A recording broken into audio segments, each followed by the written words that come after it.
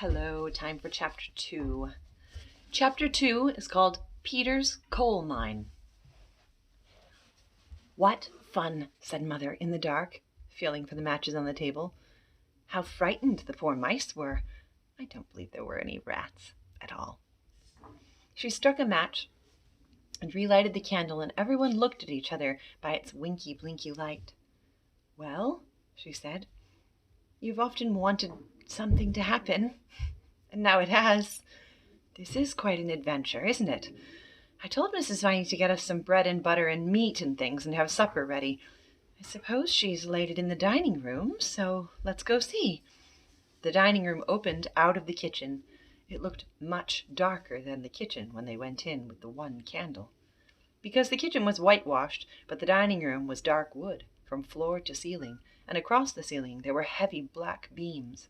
There was a muddled maze of dusty furniture, the breakfast room furniture from the old home, where they had lived all their lives. It seemed a very long time ago, and a very long way off.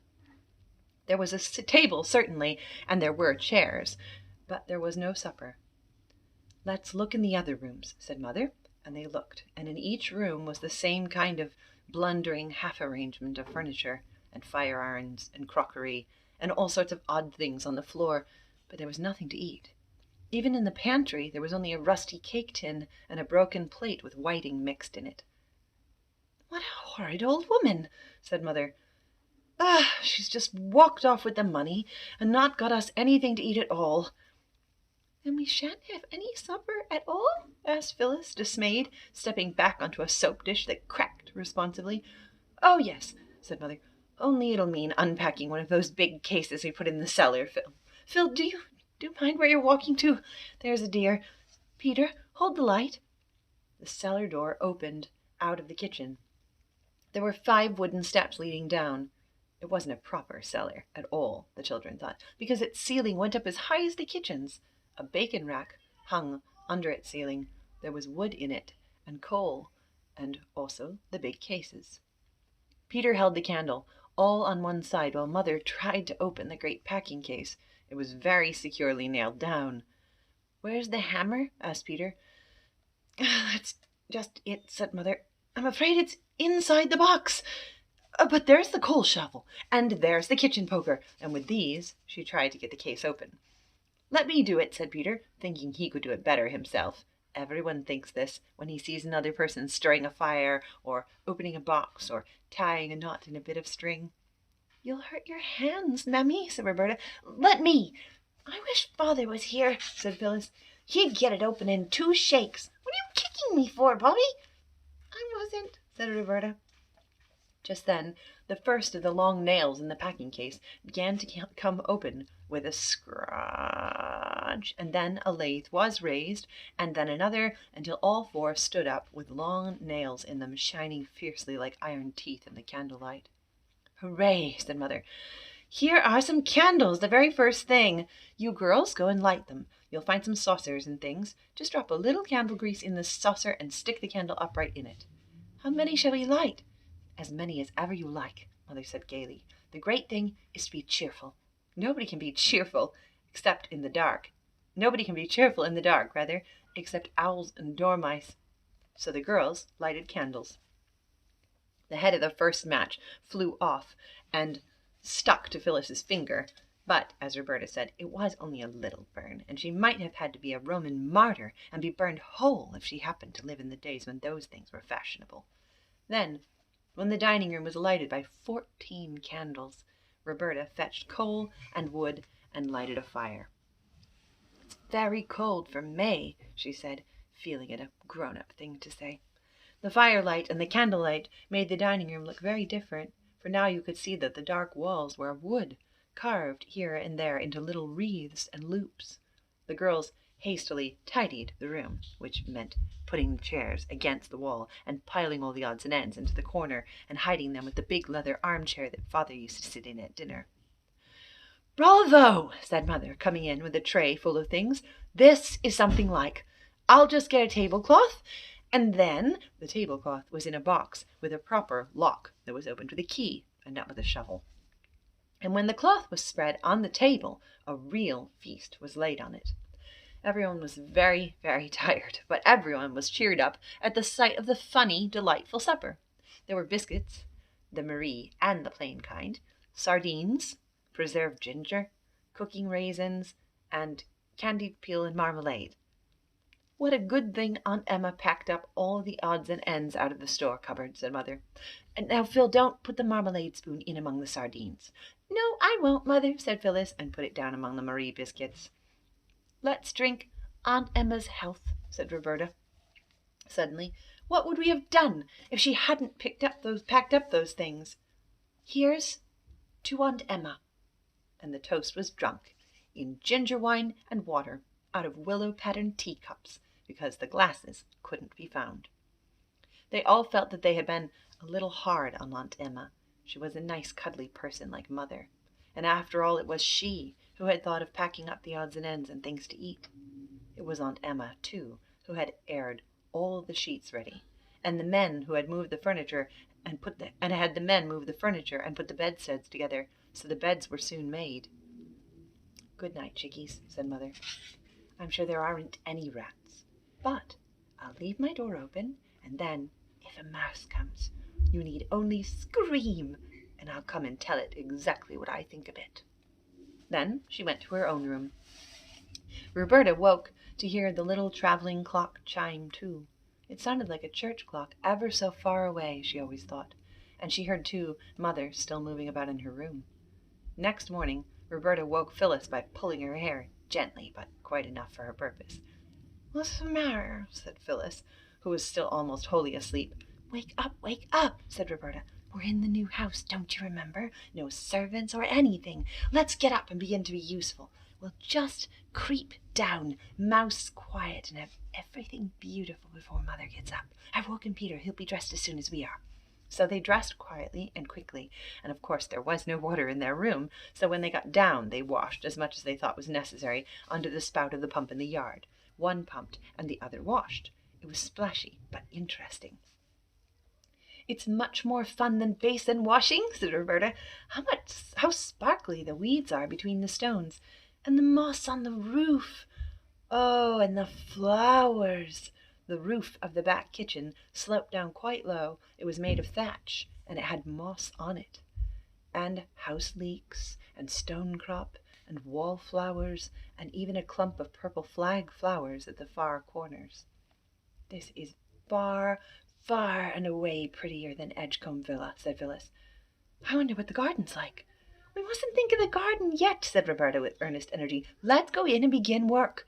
They lighted the fire and put the kettle on, and they arranged the crockery for breakfast. They could not find all the right things, but a glass ashtray made an excellent salt cellar, and a newish baking tin seemed as though it would do to put bread on if they had any.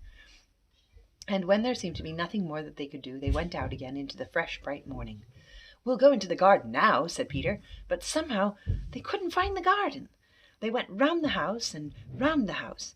The yard occupied the back, and across it were stables and outbuildings. On the other three sides the house stood simply in a field, without a yard of garden to divide it from the short, smooth turf, and yet they certainly had seen the garden wall the night before. It was a hilly country. Down below they could see the line of the railway and the black yawning mouth of a tunnel. The station was out of sight. There was a great bridge with tall arches running across one end of the valley. Never mind the garden, said Peter. Let's go down and look at the railway. There might be trains passing. We can see them from here, said Roberta slowly. Let's sit down a bit. So they all sat down on a great flat grey stone that had pushed itself up out of the grass. It was one of the many that lay about on the hillside, and when Mother came out to look for them at 8 o'clock, she found them deeply asleep in a contented, sun-warmed bunch. They had made an excellent fire, and they had set the kettle on it at about 5:30, so that by 8 the fire had been out for some time, and the water had all boiled away, and the bottom was burnt out of the kettle. Also, they had not thought of washing the crockery before they set the table. But it doesn't matter. The cups and saucers, I mean, said Mother, because I found another room. I'd quite forgot there was another one, and it's magic. And I've boiled the water for tea in a saucepan. The forgotten room opened out of the kitchen. Oh, I have one more picture here to show you, I guess. Here's Mother finding them asleep in the yard on the stone. No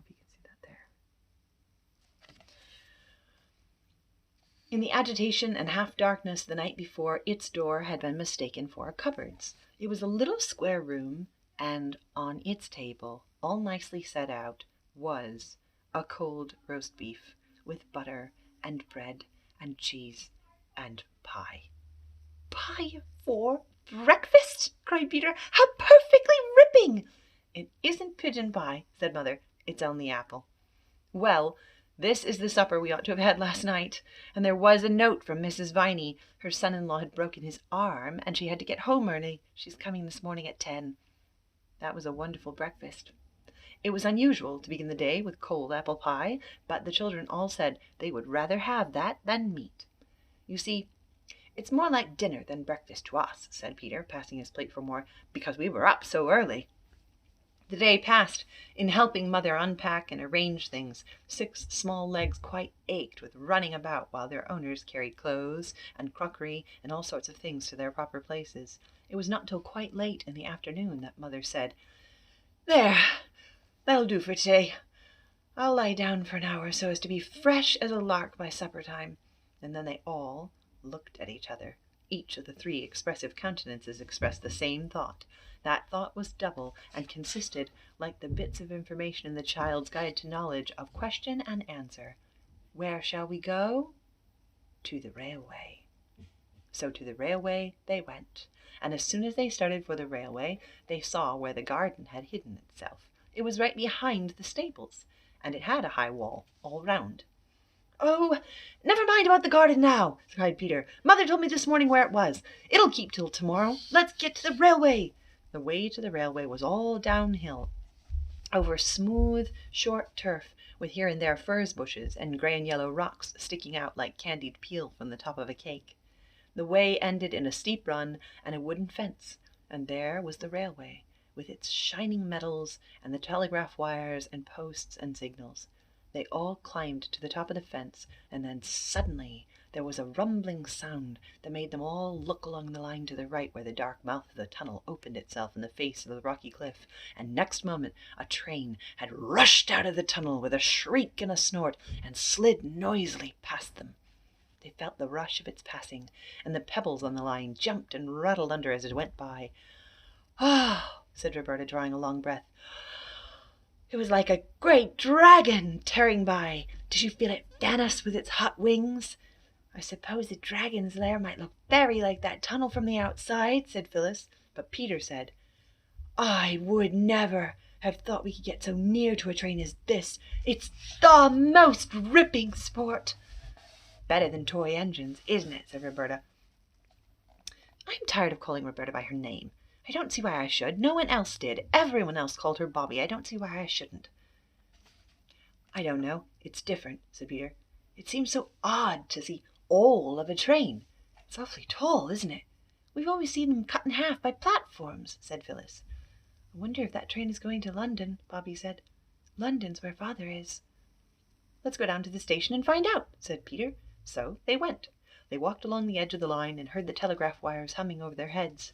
When you are in the train, it seems such a little way between post and post, and one after another the posts seem to catch up the wires almost more quickly than you can count them. But when you have to walk, the posts seem far and few between. But the children got to the station at last. Never before had any one of them been at a station, except for the purpose of catching a train, or perhaps waiting for them, and always with grown-ups in attendance. Grown-ups who were not themselves interested in stations, except as places from which they wished to get away. Never before had they passed close enough to a signal box to be able to listen to the wires and hear the mysterious ping, ping, followed by the strong, firm clicking of machinery. The very sleepers on which the rails lay were a delightful path to travel by, just far enough apart to serve as the stepping stones in a game of foaming torrents hastily organized by Bobby. Then to arrive at the station, not through the booking office, but in a free-booting sort of way by the sloping end of the platform. This in itself was a joy. Joy, too, it was to peep into the porter's room, where the lamps are, and the railway almanac on the wall, and one porter half asleep behind a paper. There were a great many crossing lines at the station. Some of them just ran into a yard and stopped short, as though they were tired of business and meant to retire for good. Trucks stood on the rails here, and on one side was a great heap of coal, not a loose heap, such as you see in a coal cellar, but a sort of solid building of coal, with large square blocks of coal outside, used just as they were bricks, and built up and up till the heap looked like the picture in the cities of the plain in Bible stories of infants. There was a line of whitewash near the top of the coaly wall. When presently the porter lounged out of his room at the twice-repeated tingling thrill of a gong going off over the station door, Peter said, "How do you do?"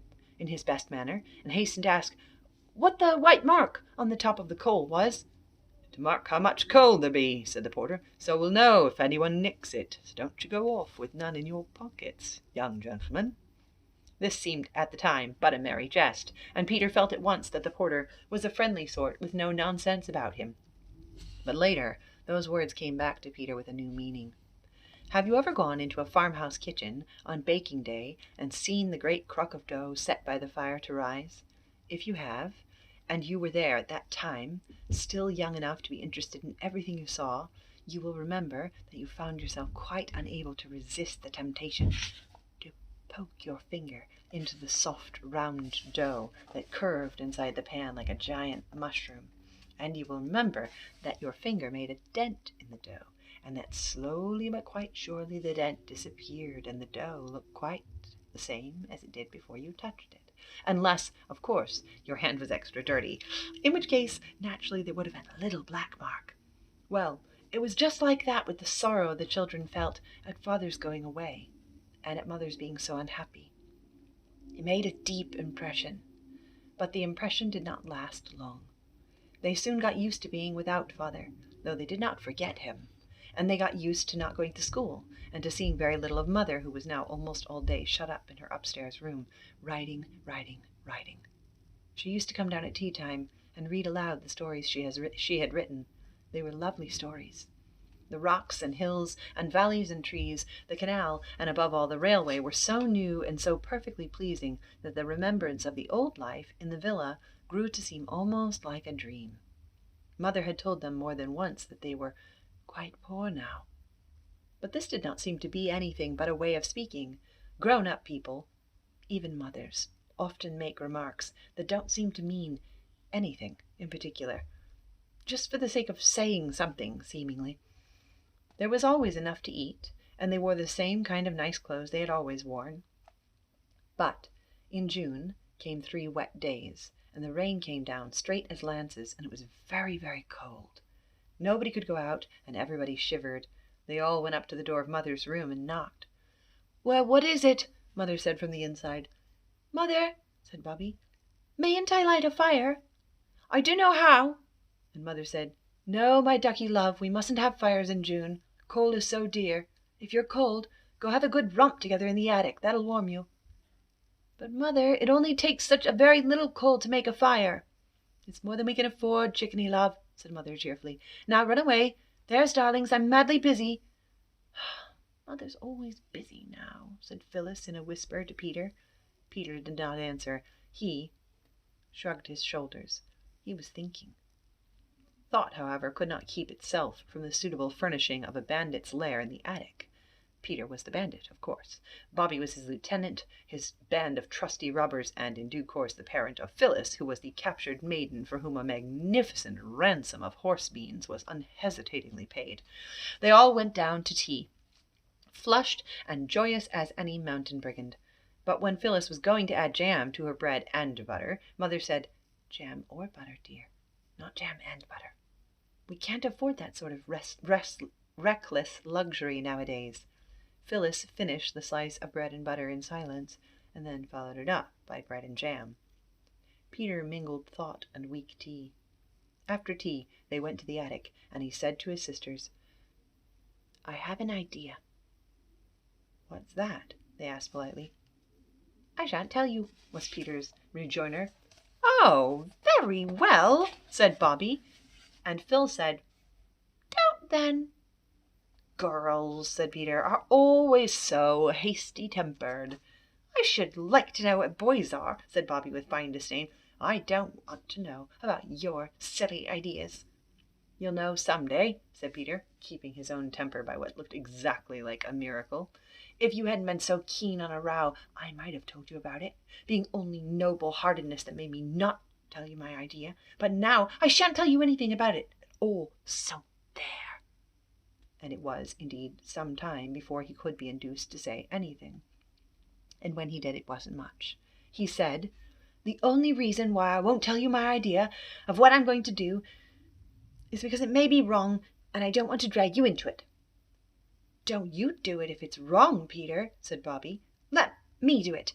And Phyllis said, "I should like to do wrong if you're going to." "No," said Peter, rather touched by this devotion. "It's a forlorn hope, and I'm going to lead it. All I ask is that if Mother asks where I am, you won't blab." "We haven't got anything to blab," said Bobby indignantly. "Oh, yes, you have," said Peter, dropping horse beans through his fingers. "I've trusted you to the death. You know I'm going to a lone adventure, and some people may think it wrong. I don't. And if Mother asks where I am, say I'm playing at mines." "What sort of mines?" "You just say mines." "You might tell us, Pete." "Well, then, coal mines. But don't let the word pass your lips, on pain of torture." "You needn't threaten," said Bobby, "and I do think you might let us help." "If I find a coal mine, you shall help cart the coal," Peter condescended to promise. "Keep your secret if you like," said Phyllis. "Keep it if you can," said Bobby. "I'll keep it right enough," said Peter. Between tea and supper there is an interval, even in the most greedily regulated families. At this time Mother was usually writing, and Mrs. Viney had gone home. 2 nights after the dawning of Peter's idea, he beckoned the girls, mysteriously, at the twilight hour. "Come hither with me," he said, "and bring the Roman chariot." The Roman chariot was a very old perambulator that had spent years of retirement in the loft over the coach-house. The children had oiled its works till it glided noiselessly as a pneumatic bicycle, and answered to the helm as it probably had done long ago in its best days. "Follow your dauntless leader," said Peter, and he led the way down the hill toward the station. Just above the station, many rocks had pushed their heads out through the turf as though they, like the children, were interested in the railway. In a little hollow between 3 rocks lay a heap of dried brambles and heather. Peter halted, turned over the brushwood with a well-scarred boot, and said, "Here's the first coal from the St. Peter's mine. We'll take it home in the chariot. Punctuality and dispatch. All others carefully attended to. Any shaped lump cut to suit regular customers." The chariot was packed full of coal, and when it was packed it had to be unpacked again because it was so heavy that it couldn't be got up the hill by the 3 children, not even when Peter harnessed himself to the handle with his braces, and firmly grasping his waistband in one hand, pulled while the girls pushed from behind. 3 journeys had to be made before the coal from Peter's mine was added to the heap of Mother's coal in the cellar. Afterward, Peter went out alone and came back very black and mysterious. "I've been to my coal mine," he said. "Tomorrow evening we'll bring home the black diamonds in the chariot." It was a week later that Mrs. Viney remarked to Mother how well this lot of coal was holding out. The children hugged themselves and each other in a complicated wriggle of silent laughter as they listened on the stairs. They had all forgotten by now that there had ever been any doubt in Peter's mind as to whether coal mining was wrong. But there came a dreadful night when the station master put on a pair of old sand shoes that he had worn at the seaside on his summer holiday, and crept out very quietly to the yard where the Sodom and Gomorrah heap of coal was, and he waited like a cat by a mouse-hole. On the top of the heap, something small and dark was scrabbling and rattling furtively among the coal. The station master concealed himself in the shadow of a brake van that had a little tin chimney and was labelled GN and SR 34576, return at once to White Heather sidings, and in this concealment he lurked till the small thing on the top of the heap ceased to scrabble and rattle and came down to the edge of the heap and cautiously let itself down and lifted something after it. Then the arm of the station master was raised, and the hand of the station master fell on a collar, and there was Peter, held firmly by the jacket with an old carpenter's bag full of coal in his trembling clutch. "So, caught you at last, you young thief," said the station master. "I'm not a thief," said Peter, as firmly as he could. "I'm a coal miner." "Tell that to the Marines," said the station master. "It would be just as true whoever I told it to," said Peter. "You're right there," said the man who held him. "Stow your jaw, you young rip, and come along to the station." "Oh, no!" in the darkness an agonized voice said that was not Peter's. "Not the police station," said another voice from the darkness. "Not yet," said the station master. "The railway station first. Why, it's a regular gang. Any more of you?" "Only us," said Robbie and Phyllis, coming out of the shadow of another truck labelled Staveley and Collier, and bearing on it the legend in white chalk, "Wanted in number 1 road." "What do you mean by spying on a fellow like this?" said Peter angrily. "Time someone did spy on you, I think," said the station master. "Come along to the station." "Oh, don't," said Bobby. "Can't you decide now what you'll do to us? It's our fault just as much as Peter's. We helped carry the coal away, and we knew where he got it." "No, you didn't," said Peter. "Yes, we did," said Bobby. "We knew all the time. We only pretended we didn't to humor you." Peter's cup was full. He had mined her coal. He had struck coal. He had been caught. And now he learned his sisters had humored him. "Don't hold me," he said. "I won't run away." The station master loosed Peter's collar, struck a match, and looked at them by its flickering light. "Why," said he, "you're the children from the 3 Chimneys up yonder. So nicely dressed, too. Tell me now, what made you do such a thing? Haven't you ever been to church or learned your catechism or anything? No, it's not now that it's wicked to steal." He spoke much more gently now. Peter said, "I didn't think it was stealing. I was almost sure it wasn't. I thought if I took it from the outside part of the heap, perhaps it would be. But in the middle, I thought it could fairly count as only mining. It'll take hundreds of thousands of years for you to burn up all the coal and get to the middle parts." "Not quite. But did you do it for a lark or what?" "Not so much as a lark, carrying that beastly heavy stuff up that hill," said Peter indignantly. "Then why did you?" The station master's voice was so much kinder now that Peter replied, "You know that wet day? Well, Mother said we were too poor to have a fire. We always had fires when it was cold at our other house, and—" "Don't," said Bobby in a whisper. "Well," said the station master, rubbing his chin thoughtfully, "I'll tell you what I'll do. I'll look over it, just this once. But you remember, young gentleman, stealing is stealing. What's mine isn't yours, whether you call it mining or whether you don't. Run along home." "Do you mean you aren't going to do anything to us?" "Well, you are a brick," said Peter with enthusiasm. "You're a dear," said Bobby. "You're a darling," said Phyllis. "That's all right," said the station master, and on this they parted. "Don't speak to me," said Peter as the 3 went up the hill. "You're spies and traitors, that's what you are." But the girls were too glad to have Peter between them, safe and free, and on the way to 3 Chimneys and not to the police station, to mind much what he said. "We did it. It was us as much as you. We did say it was us as much as you," said Bobby gently. "Well, and it wasn't." "It could have come to the same thing in courts with judges," said Phyllis. "Don't be snarky, Peter. It isn't our fault your secrets are so jolly easy to figure out." She took his arm and he let her. "There's an awful lot of coal in the cellar anyhow," he went on. "Oh, don't," said Bobby. "I don't think we ought to be glad about that." "I don't know," said Peter, plucking up spirit. "I'm not at all sure, even now, that mining is a crime." But the girls were quite sure. And they were also quite sure that he was quite sure, however little he cared to own it.